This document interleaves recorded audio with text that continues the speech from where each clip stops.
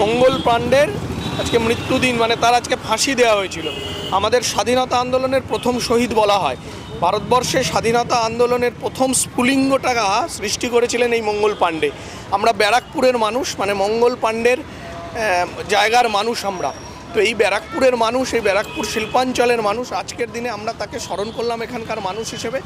কারণ যে মানুষটাকে হয়তো এর মধ্যে, দেখুন অনেকে বলে না যে ভারতীয় সংস্কৃতি, আজকে বাংলার সংস্কৃতি এই বিপ্লবীদের স্মরণ করা, অথচ কারোর মনে হয়নি যে মঙ্গল পাণ্ডে প্রথম স্বাধীনতা আন্দোলনের সূচনা করেছিলেন, প্রথম স্ফুলিঙ্গ জ্বেলেছিলেন, সেই মানুষটাকে স্মরণ করার কথা আজকে কোনো রাজনৈতিক দলের মনে হয়নি, ভারতীয় জনতা পার্টি ছাড়া। কিন্তু আমরা এটা শুধু ভোটের জন্য নয়, আজকে আমাদের মনে হয়েছে এটা মনের ডাক যে একজন শহীদ, আমরা যদি এদের স্মরণ করা মানে কি এই আমাদের পুরনো ইতিহাসকে স্মরণ করা, তার সাথে আগামী প্রজন্মকে মেসেজ দেওয়া যে আমরা যাতে এই ধরনের মানুষদের না ভুলি এবং তাদের থেকে আমরা জীবনের শিক্ষা লাভ করি যে কোনো অন্যায়ের বিরুদ্ধে, পরাধীনতার বিরুদ্ধে একইভাবে গর্জে উঠতে হবে। কারণ ভারতবর্ষে, পশ্চিমবঙ্গে যেভাবে মানুষ আজকে আবার পরাধীন, যে রাজনৈতিক দলে তৃণমূল কংগ্রেসের গণতন্ত্র লুণ্ঠিত হচ্ছে, তার বিরুদ্ধেও যেন আমরা শহীদ মঙ্গল পাণ্ডের থেকে সেই সাহস নিয়ে গর্জে উঠতে পারি, তাই না?